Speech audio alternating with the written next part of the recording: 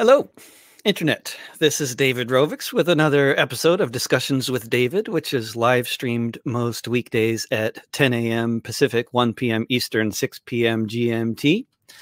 We're broadcasting at davidrovix.com/quarantine on the Facebook pages of Popular Resistance and KBOO Community Radio, as well as via my channels on YouTube, Periscope, Twitch, VK, and LinkedIn. You can find all of these discussions archived on my YouTube channel in the Discussions with David playlist and in podcast form if you look for This Week with David Rovix on any podcasting platform or go to davidrovix.com. If you have any suggestions for future guests on my show, or if you are involved in some way with a social media account, that might be a good place from which to live stream my discussions. I'm very interested in guest suggestions, and I have the capacity to add additional platforms to the broadcast. Today's guest has been actively involved with movements for the radical transformation of the failed states of America for his entire adult life. Raised by survivors of the Nazi Holocaust, Peter grew up not far from where my own parents grew up in New York City. His troubles with the law began soon thereafter, and in the early 1970s, he was arrested by police, followed by the FBI, shot at, and imprisoned for his anti-war activities in San Diego. He went back to college in the 80s and wrote his PhD dissertation at the University of Massachusetts on the political economy of racism. His long career as a professor of political economy at the Evergreen State College in Olympia, Washington, began soon thereafter. Peter is fluent in both Spanish and English and has traveled extensively in many parts of the world, including throughout Latin America, where he has also been deeply involved with various social movements over many years. I believe it's fair to say that most of the countries Peter has traveled in have been attacked by the U.S. military and/or have been the victim of economic sanctions imposed by the U.S. Congress. Peter, Professor, welcome to my live stream show. Thank you, David. Thanks for the very nice introduction. I just want to start out by asking what may normally be kind of a boring question to ask guests, but these days is, I think, particularly relevant in spite of the fact that there's a whole lot going on all over the rest of the world. I want to start with how's things been for you over the past couple months, and how have been the adapting to teaching online and quarantine and everything else local. So, yeah, I feel altogether, compared to most people in the world, my life is so much easier. I have a house, I have a full-time job, which I do enjoy doing, even online. So every once in a while, I feel a little bit sorry for myself by not being able to travel, not being able to hug people so much.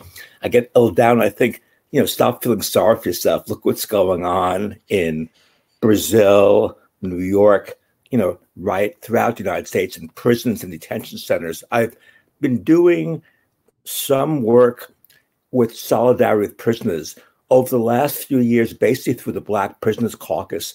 I've been doing these like 1 or 2 day workshops, often with other people, on the political economy of the U.S., strategies for radical change, and so on. Even though increasingly I'm having problem getting in, or even my letters getting in, they've really cracked down in the present period, but I'm still corresponding either directly or indirectly with a lot of prisoners. And not surprisingly, the coronavirus is being used as a way to further discipline people.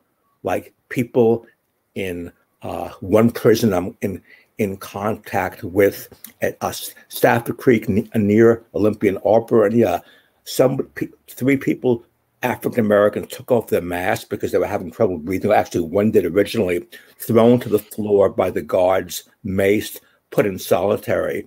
And even the 6-foot distance, which is really hard in a prison, it's being used against people to discipline them, losing privileges, for example, for the commissary, which is very important because a lot of food people don't feel very safe eating.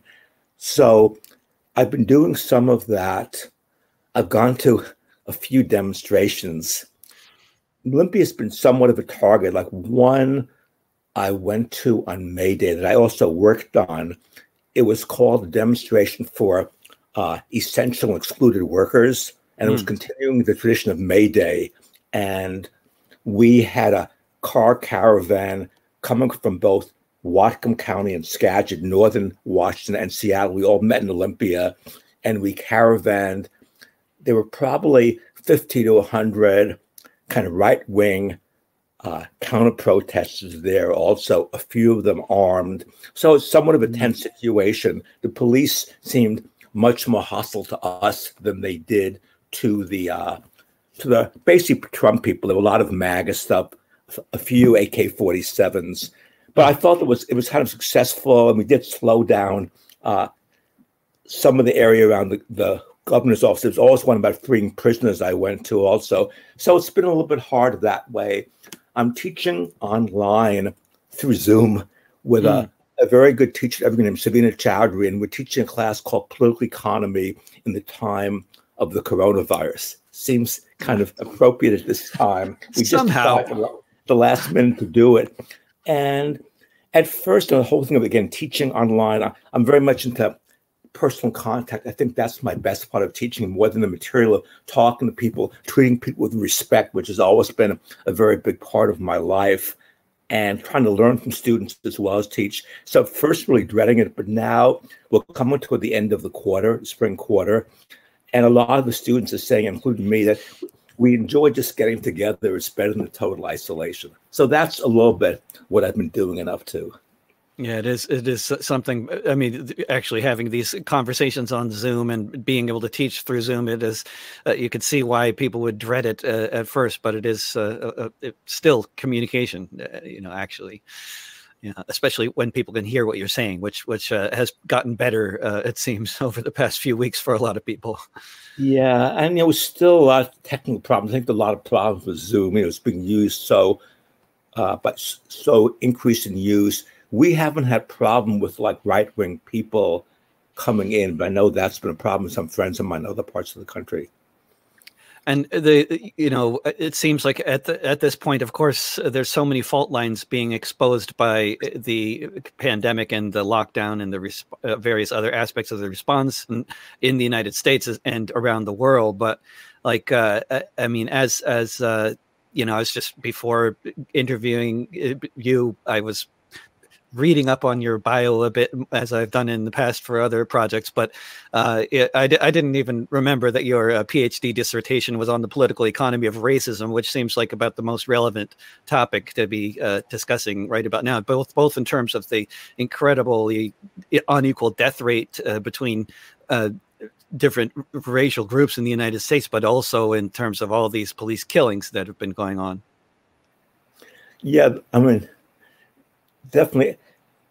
Partly what I did the dissertation, that going back to the 60s when I started getting active, I always took it as a given that challenging racism and white supremacy was really central to any possibility of change in the United States. So not only morally correct, but also strategically right. And so that's what I did my dissertation on. It wasn't economics. And a very common view in like mainstream economics is that the market will overcome racial differences. And that just seems so different from what was going on in the United States. So what I try to do, it took me a long time with 400 pages, because the whole academic style is arguing that it really was the social movements, particularly the Black liberation movement and basic Black freedom movement and civil rights movement, those movements that they led to really major improvements in racial equality in the 60s and 70s, mainly in terms of income and class. But with the decline of those movements, you had you didn't have increased improvement. And the way I did it, I showed that most of the gains, I went to 85, most of the gains were in the public sector, which opened up. And there was a Kerner Commission that was in the 60s, that was by Lyndon Johnson up with the governor of Illinois, that asked for hiring 1 million more African Americans in the government. And you really had an opening up, not equal, but opening up at state, local, and federal government. That's where the improvements were, much less in the private sector.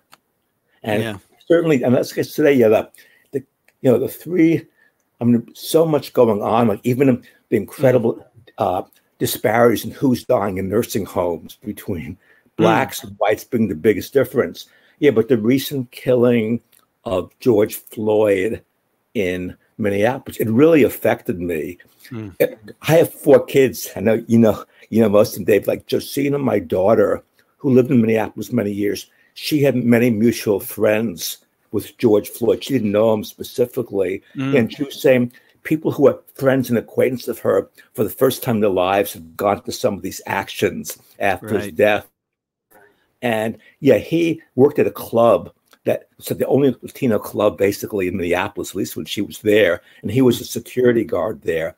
And that was the club she almost went to. She always went to, and her partner also worked in security at that place who died, but who she sure knew him. And just saying he was a really incredibly kind and good guy. She had a kind of a gentle giant was the way she described him. And probably more of that will come out. But yeah, that one really affected me together with the kind of lynching of Ahmaud Arbery, the killing in her own house of Breonna Taylor, and so much more that anybody, who says the kind of racism thing of the past, it's crazy. And I don't know how much I think of this. So I've also been to Brazil in terms of places I've been to that suffered a coup in 1964 because they had kind of a neutral reformist president who was not acceptable to the powers that be in the U.S. But it's, the killings by police have really increased. They were super high before. Officially, there were 1,800 killed in Rio de Janeiro last year by the police, 1,800 people. And really, I think, aided and abetted by Bolsonaro saying, he supported that. And with Trump, I mean, obviously we had so many police killings before, so I would never say he's the cause of it. But his encouragement of the police, kind of the whole police state stuff, certainly is a factor. And one of my sons was telling me, I haven't seen it, that the cop who just unbelievable, the killing of Floyd, had at a Trump rally, had worn a hat saying, "Make America White Again." This cop did. That's very open. They say openly. I mean, they're not usually quite so open about their white supremacy or fascist tendencies. Although, I mean, we know, one of those really fascinating things I think about the police in Greece is how they vote according to where they work, and so we know for a fact that 50% of the police in Greece are actually fascists. Right.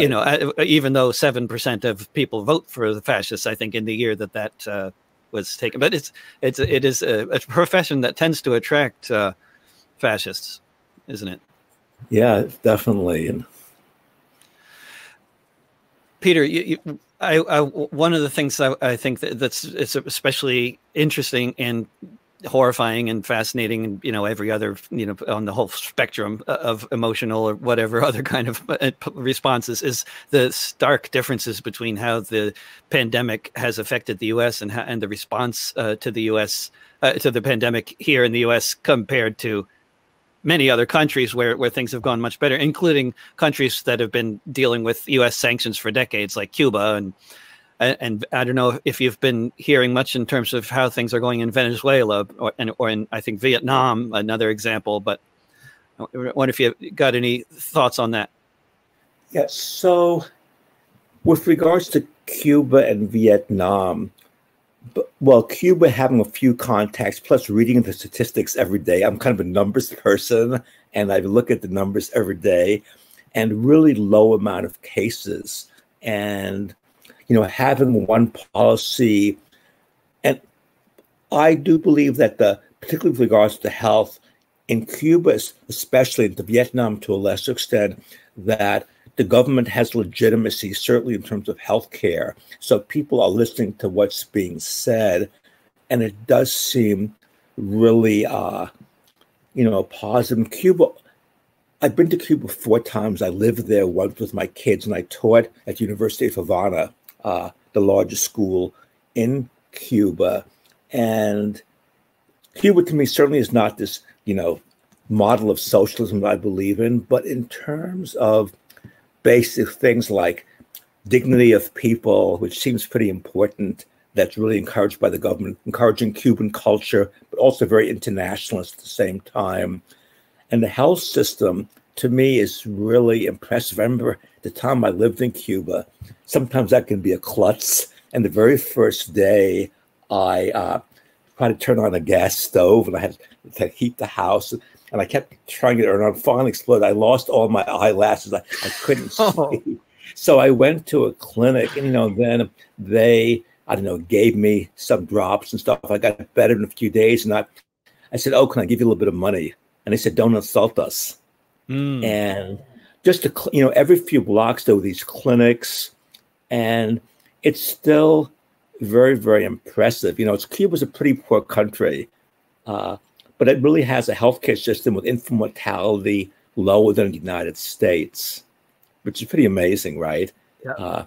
And and a life longevity, yeah.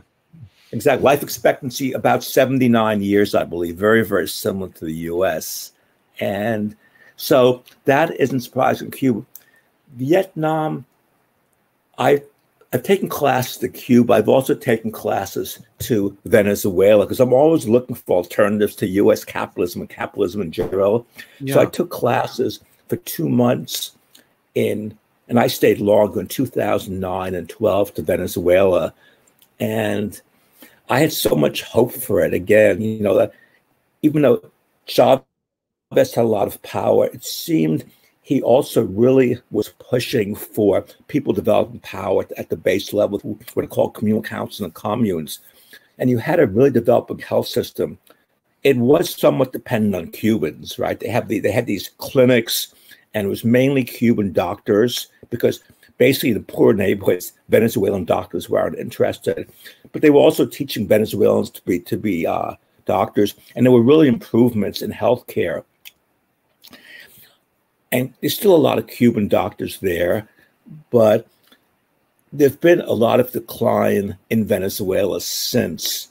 Really serious problems that certainly we can understand outside the U.S. attempt to sanctions, the attempt to overthrow it. But I think a lot of internal errors, corruption, lack of democratic rights, maybe more repression that's necessary, really major economic mismanagement, particularly with the currency. So I'm not sure about the healthcare there. The figures do look better. And again, even recently, I don't know if you saw this, just incredibly, reprehensible U.S.-supported coup. I don't know how much attempted a coup with kind of led by U.S. mercenaries of Venezuela. So a spectacularly failed effort that seemed to have no idea. They had no idea about that this was a government that actually had a base of support. I mean, it was like the same kind of.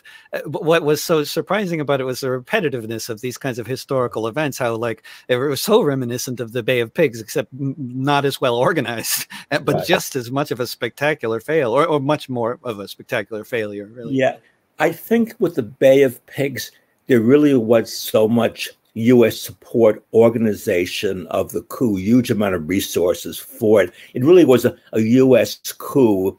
The thing with Cuba, with using Cuban basically mercenaries, people who had been part of the Batista government, the dictatorship before.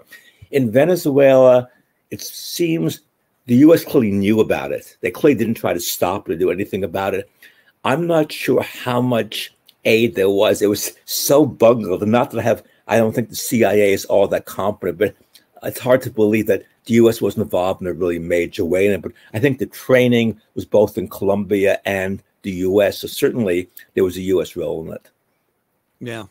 Which is unconscionable. Unconscionable. But I just also wonder about the state of mind of so many of the people in the U.S. administration currently who, I mean, just seem to be so completely out of touch with actual reality in so many ways. I mean, not that that's unusual or new, but the level of sort of living in a fantasy world with the Trump administration seems to be at a whole different kind of scale. Would you say?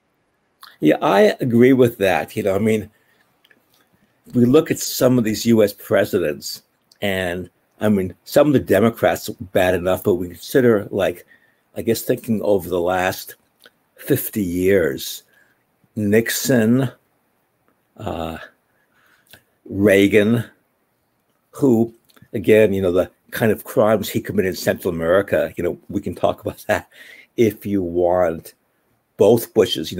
George H.W. Bush gets a pass, but he was a total killer in as head of the CIA. I think very involved in a lot of the Iran-Contra stuff, so much other stuff too.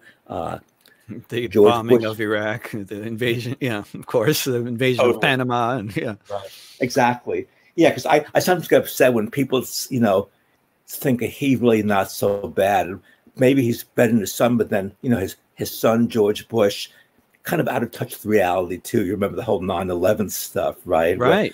Although in comparison, he was like a team player who listened to his advisors, which seems like, I mean, even though his advisors were a bunch of Goldman Sachs and Pentagon people, it was still sort of a team of evil people rather than whatever is going on now, which doesn't seem like so much of a team as much as like a megalomaniac with a bunch of yes men, which, it's kind of a different level of activity. I agree with you. And sometimes I think, is it just presentism? But I really feel the same way that you said, that it really is on a whole different level. Maybe not on the policies, but I am very worried about this growth of fascism, authoritarianism here. I often feel people on the left have cried wolf. I remember once when Nixon was president, I bet some friends of mine, I said, fascism is here. And they were, I suffered a lot under Nixon. We can get into it if you want. But yes. I remember betting a friend of mine who he had left he had been in the military and he left, and a lot of people supported him. It was a very common thing in the 60s and 70s where he took sanctuary and people supported him until the military police came. He got out and was really active, but then said fascism is here with Nixon. I remember betting him $25, which is like $100 today, that he could distribute leaflets in 5 years. And he said, you definitely wouldn't be able to. So even though Nixon, it was so the whole Watergate stuff, so much attacks on the COINTELPRO, which you mentioned briefly, but I do feel now that kind of support for Trump by a significant part of the population, nowhere near majority, and that's really important to remember, no matter what he does, is really, really worrisome. And then when you add to that, we talked about the unreality a little with Venezuela, the thing Guaido, the guy, the U.S. puppet, that he could just easily take over. And fortunately, they've been wrong. But the pandemic, to me, the coronavirus, really brings it home of just what he says is the truth, and what Fox News says, that's the truth. And it is really, really worrisome. Because the numbers actually are kind of exposing the reality, isn't it true? I mean, the collapse of healthcare sectors and what's going on in Manaus and Brazil, like with the total collapse of the healthcare system. I mean, it's evident that you can deny reality, but then there's this pandemic and it's spreading exponentially when it's not being controlled, and that's kind of impossible to just deny with a fantasy.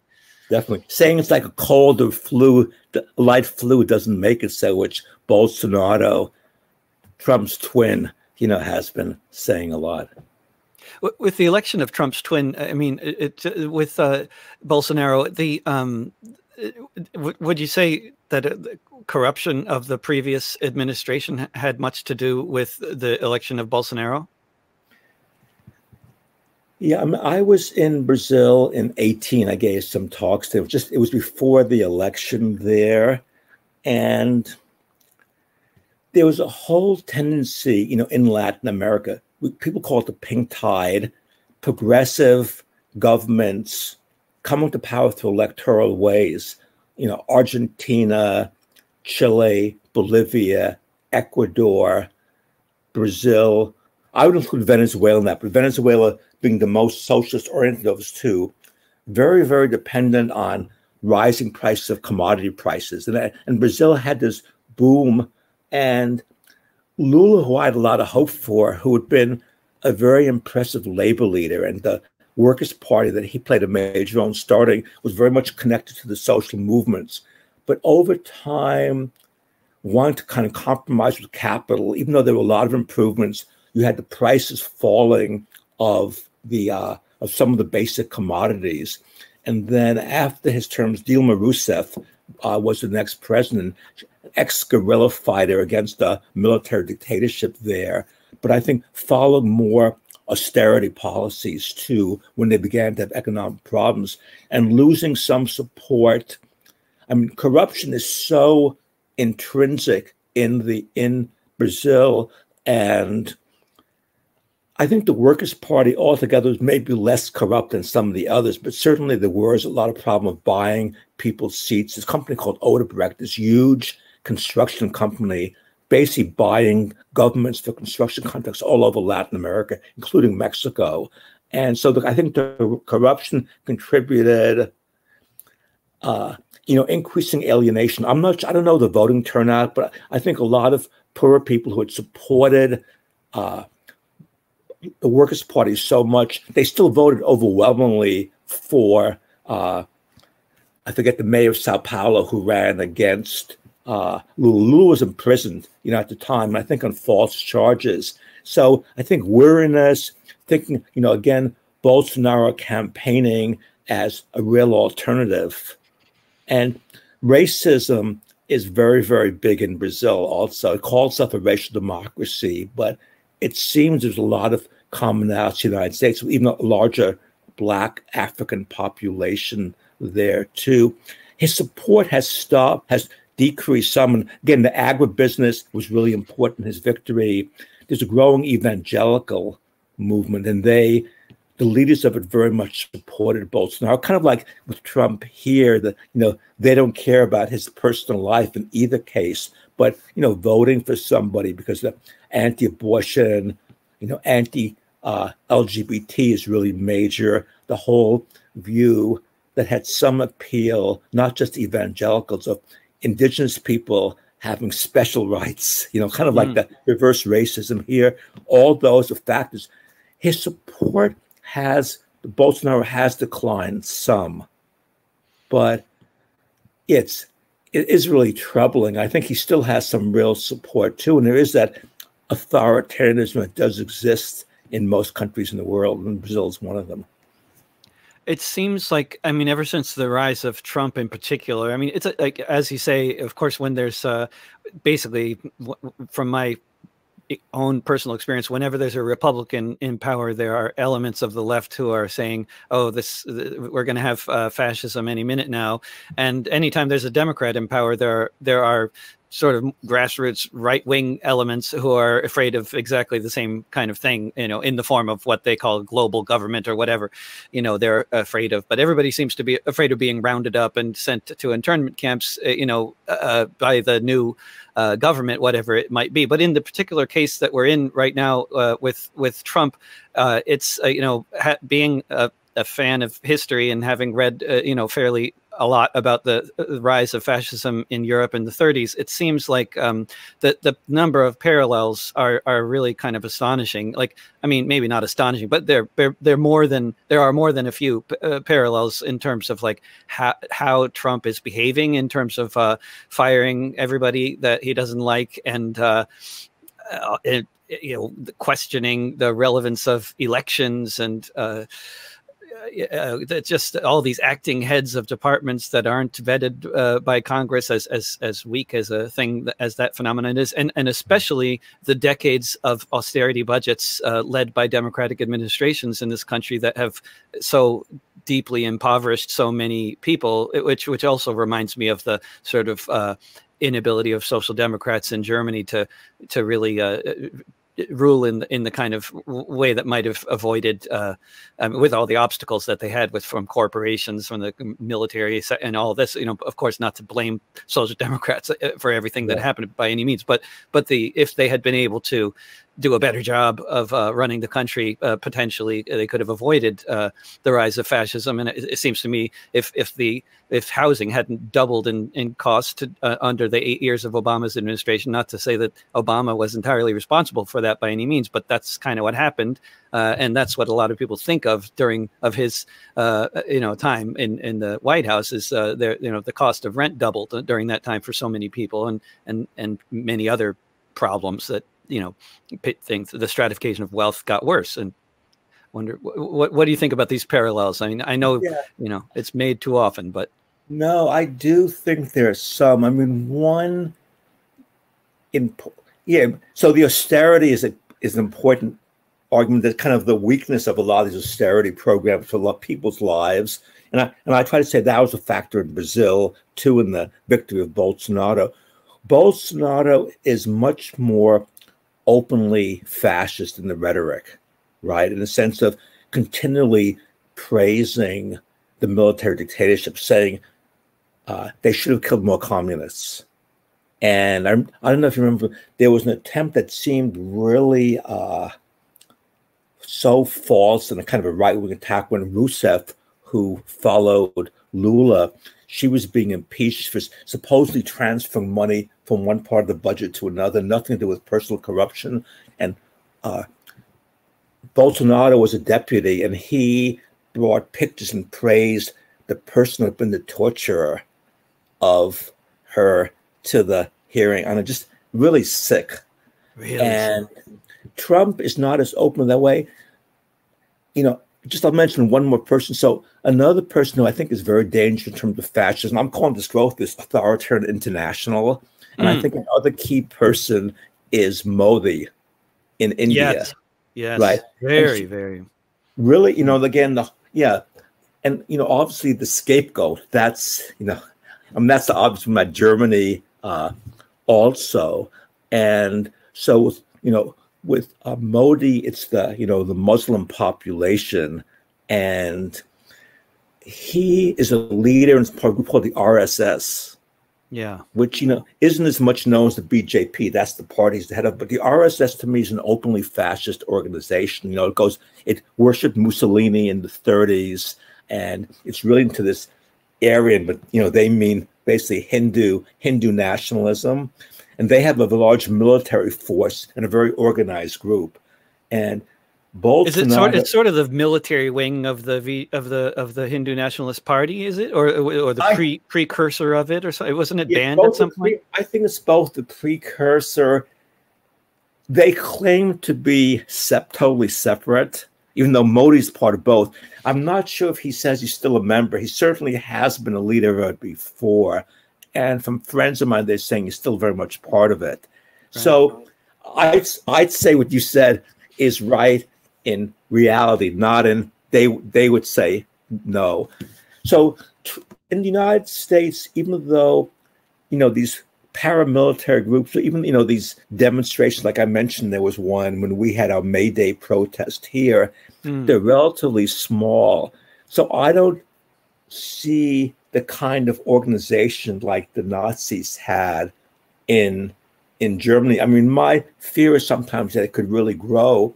And again, we talk about Trump being a continuum, but also different, that his support somewhat ties to this really, let's say, the armed fascist right, I think is different even from, let's say, Bush or Reagan or Nixon. I mean, Nixon was a lot of tied to the kind of right-wing Cubans. I guess that would be, you know, the fascist Cubans. There were various groups in the United States at the time, and definitely, you know, the Watergate people came out of that, and the CIA was always connected to those groups.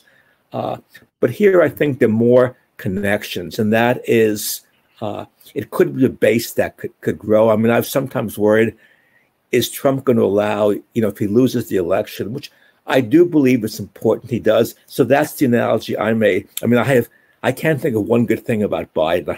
I'm sure maybe we spent a week, we could maybe think of one thing. I remember that's once when I asked Eisenhower, it's an aside, I remember I was like 15, about he supported Nixon as vice president for president against Kennedy. And he said, if you give me a week, maybe I could think of one thing. Hardly much of an endorsement. Yeah, right. That's great. So I know. So I guess with Biden too, but I do think this growth of authoritarianism, you know, you mentioned the fascist parts, the attacks on the media, the kind of really major attempt to totally redo the judiciary is really, really worrisome. Even though we're hardly fans of the mainstream media. Yeah, that's the same at the same time, right? You know, it's like sometimes he says stuff that's just is so accurate, which is one of the disarming kind of things about people like him, is that he's not pretending. Oftentimes he's pretending to be one thing or the other, but sometimes he's just says some straightforward thing, like in that interview when he was running for president, and he said, well, we got a lot of blood on our hands too, like referring to U.S. foreign policy, which is like, you just don't hear anybody saying that, Exactly. And I just on NPR just 2 days ago, I heard them once again. I mean, I almost can't believe my ears when I hear them say this. It was the headline, and they said more people have died from the coronavirus than died in the Korean and Vietnam wars put together. More people. It's just astounding that they still say that kind of thing, not differentiating between American troops and civilians from Korea and Vietnam, who of course died in their millions.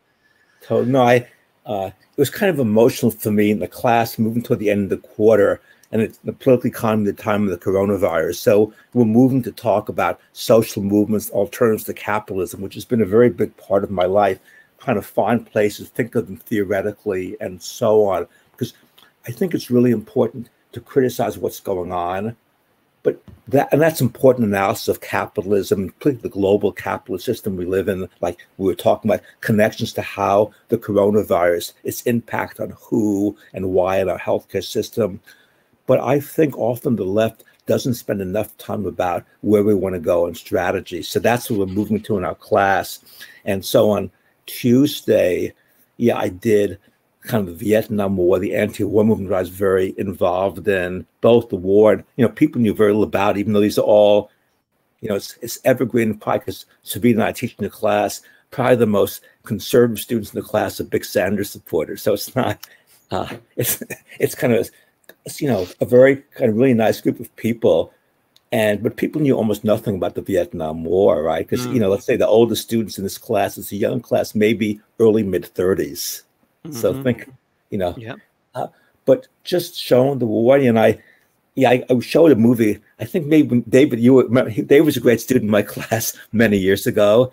I think it was 1993, if I remember. I'm not sure. That's right. And you showed Hearts and Minds. Oh, exactly. So it's a fantastic movie. I just, I've seen it probably 20 times, and even talking about, the movie, we had people watch the movie outside of class, and we had a 2-hour class about both the anti-war movement, lessons from it, but also about the war itself. And one book I looked at, it's called Kill Anything That Moves. Kill Anything That Moves. And the estimates are at least 2 million people were killed in Vietnam, but that doesn't include Indochina, Laos, and Cambodia. And I remember in the movie, Daniel Ellsberg said, because a very common view was the United States was on the wrong side. It should have supported the NLF, Ho Chi Minh, the North Vietnamese. He said, that's wrong. He said, we were the wrong side. Not just we were on the wrong side, we were the wrong side. And therefore, if you take that, everybody who's killed, basically the United States plays a role. But so the 55,000, that really, bothers me a lot too. And it still goes on. And, one lesson I said from that, it's hard because the movements have to learn, just like the people in power learn a lot. And one thing they learned from Vietnam was that if you can minimize U.S. casualties, and this is Cheney and Rumsfeld, who really were they were the leaders under Bush. And we talked about Bush, but he was like the puppet kind of too. And, mechanized in the war, the whole drones, which, Obama used incredibly much also with his meetings where they decide who to kill, right, with the drones. Two, is we can minimize U.S. casualties. That's a way to limit, opposition. He had many other reasons too. And so, one point, again, the anti-Vietnam War movement, at least one big part of it was always focusing on bring the troops home. Of course, then they can use more bombing, which they did, the Vietnamization, or just talking about 10,000 deaths, 20,000 deaths.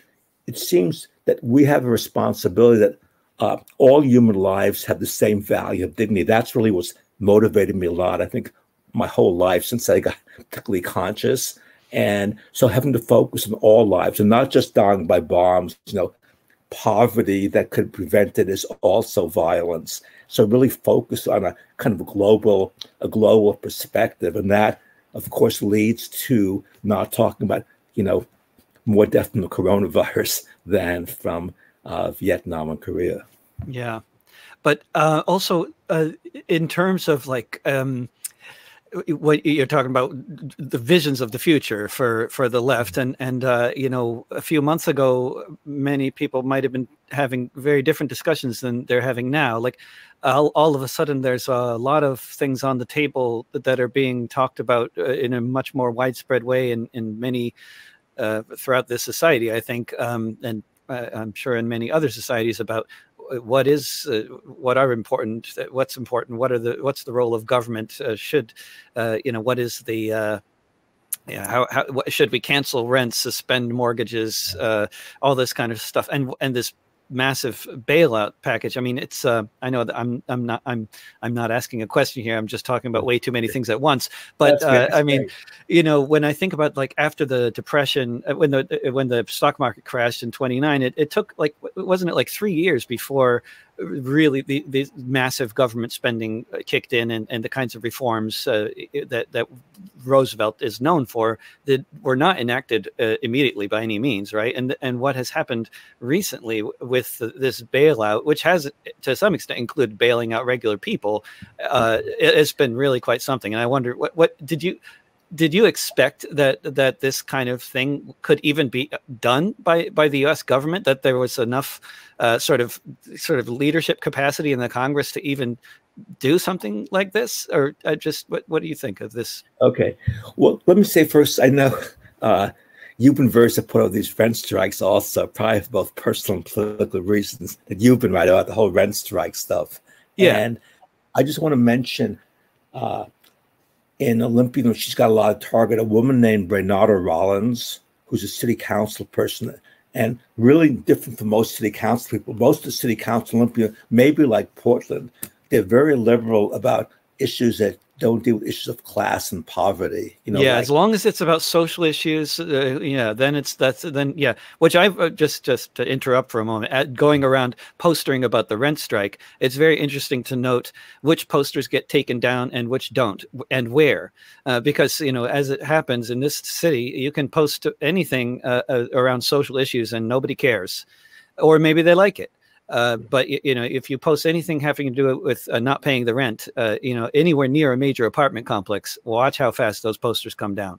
Definitely. And I always argue Olympia, very similar to city council, it really represents the homeowners, which is important, but that's a little bit less than half the population of Olympia. Right. But anyway, Renata, she's both supportive of the rent strikes and personally said she's not paying rent and wrote a manifesto on that. It might be a personal interview.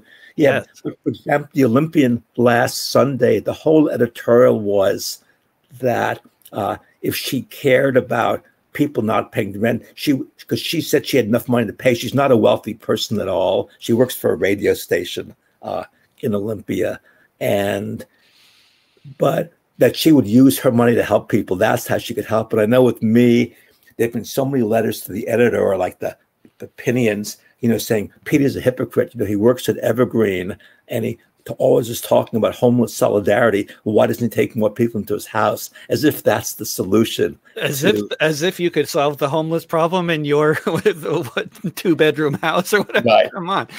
So anyway, but that's the same for Renata, who lives in, give him the money. But anyway, I do think something significant is happening. And you're right with we've done some classes comparing the Depression and response to the current situation too. There's a really good presentation by some students yesterday about that. And both the movements and the government response took a few years.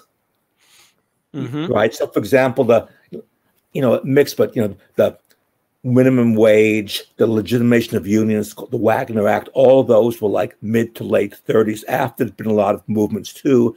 And usually in economics, a very common view is when unemployment gets worse, then movements decline because people are more afraid of losing their job even more.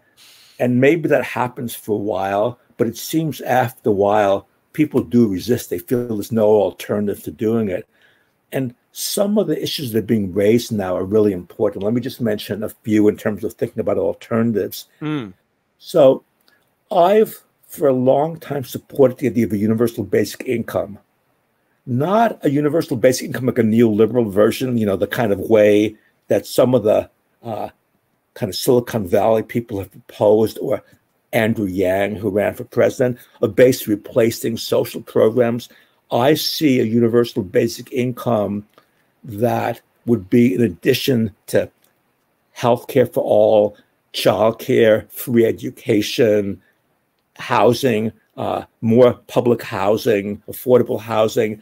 But then that would be, people would have enough to live and not rich, but would be in a better bargaining position. You could argue then, for your employer, if they don't pay you well, you're just not going to do the job. It would increase workers' bargaining power. And I remember once giving a talk to a group of artists, it was a mixed collective in Olympia, and all of them are saying, and you probably talk about it much better than I could, none of them could support themselves on what they did as poets, musicians. So they all had jobs they hated, except maybe one person, that if there was a universal basic income, they maybe wouldn't work unless they had, a job like in kind of doing art. So that seems great to me. And this idea is resonating because of the coronavirus, seeing that people do need to live.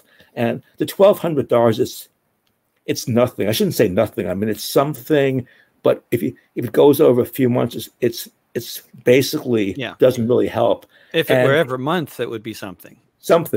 And when I made some calculations on the universal basic income, I had something like, $1,200. This was a while ago, so maybe $1,500 now. $1,200 a month for adults, and then maybe $600 for people under 18, and 18 up, you get $1,200, and it would be a sizable chunk of money.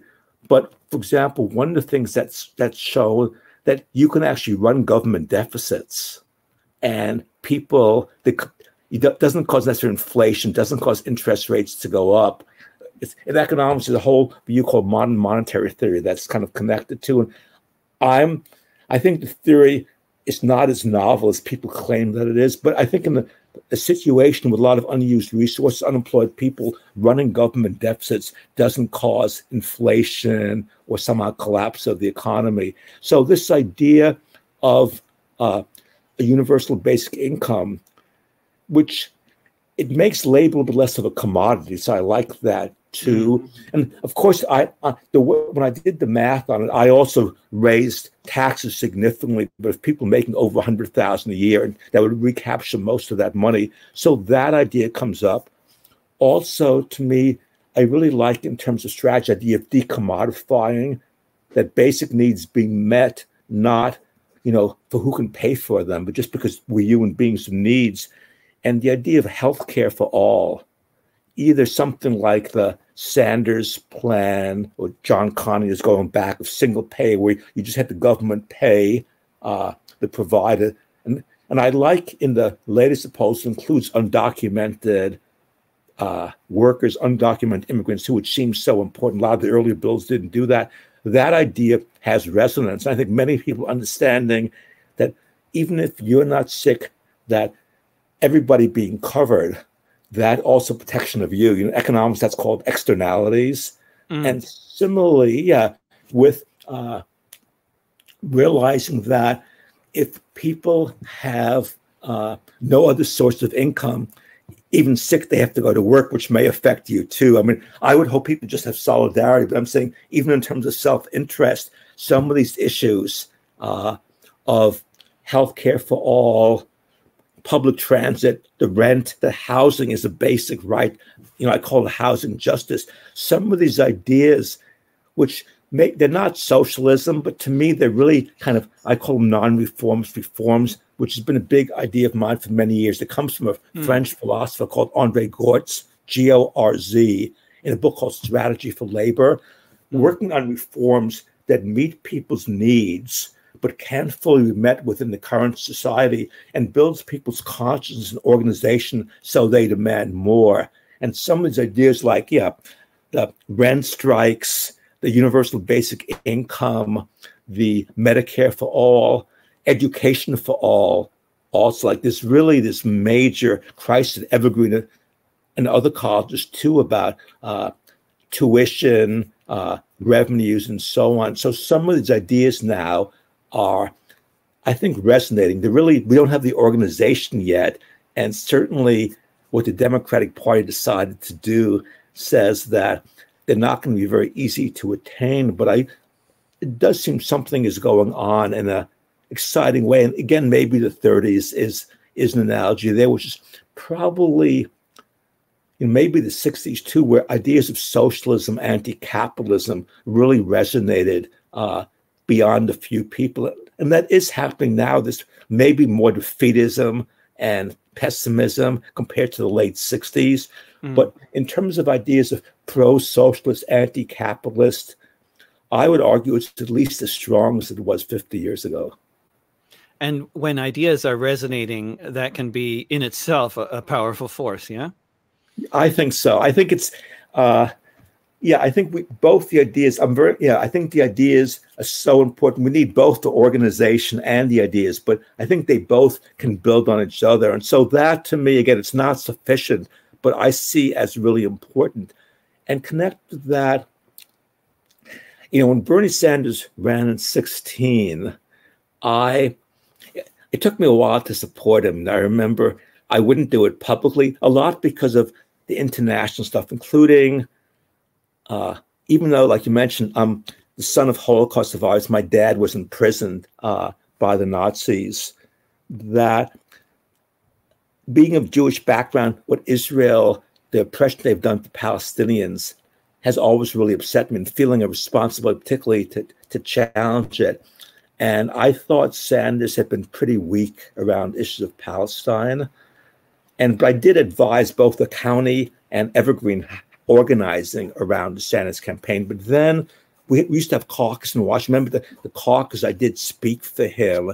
And to me, the Sanders campaign has been really significant. Again, I wouldn't call him a radical or a socialist, even though he used the word socialist. I would call him a social democrat in the way that I know, David, a lot of countries you've been to, like Scandinavia, where there are a lot of public services, progressive taxes, but still basically a capitalist system. But really much better than here. I mean, really so much measurably, qualitatively, so much better.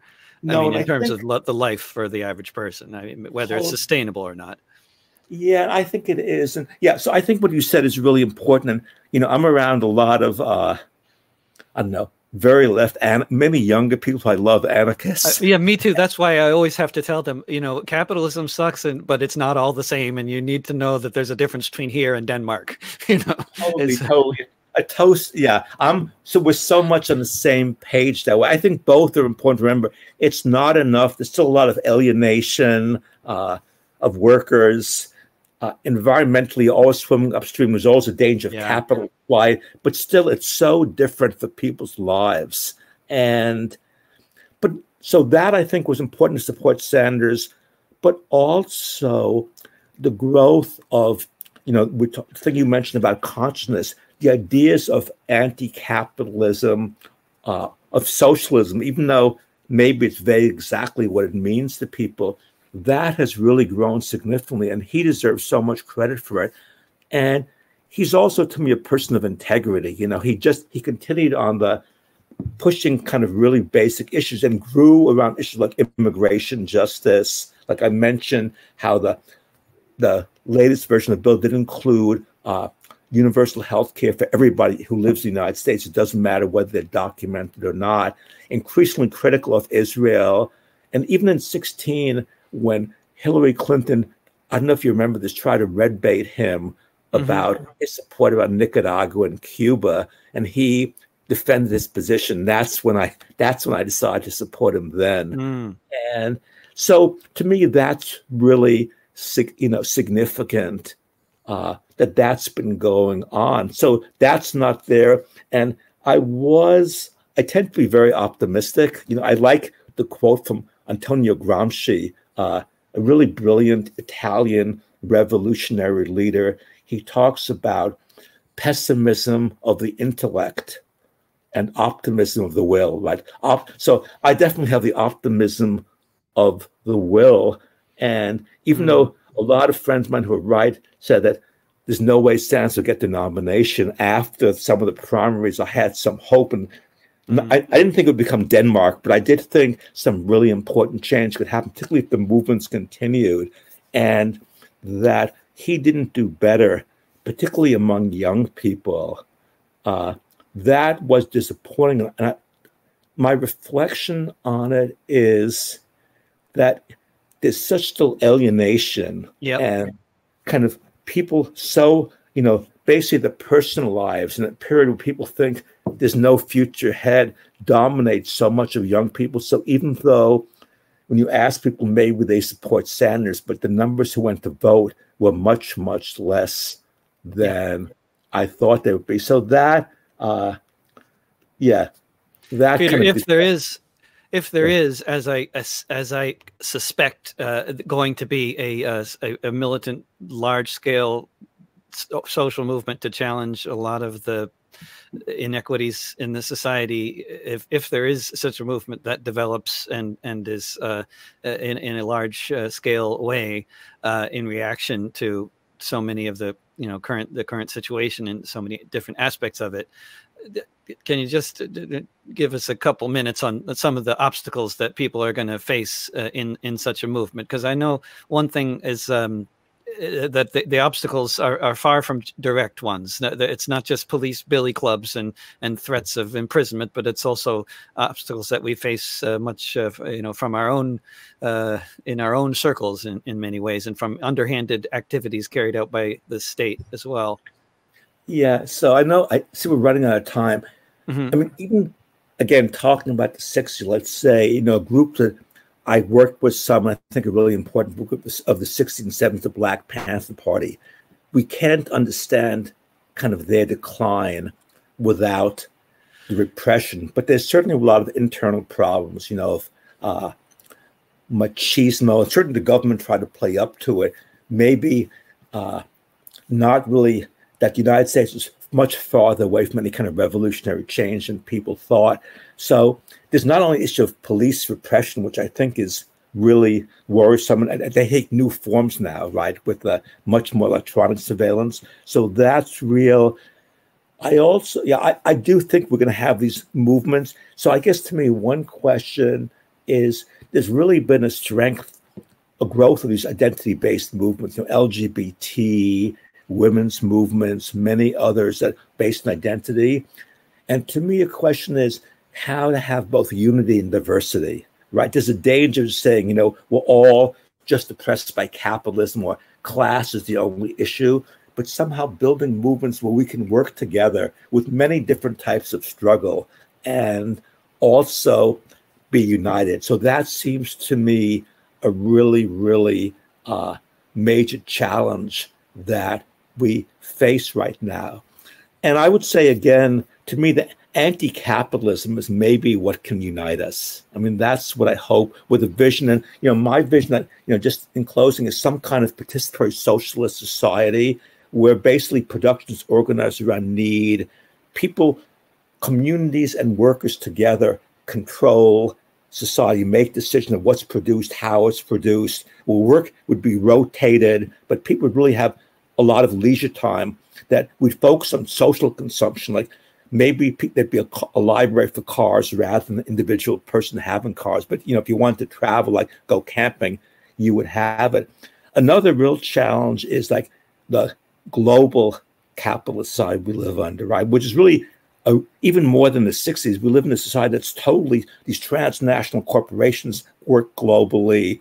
And I think there's conscience among this capitalist ruling class all over the world that they see their united interests as workers, as people. We don't see that so developing, but we see our allies are working people in China, in Brazil, not somebody because they waved the flag on July 4th.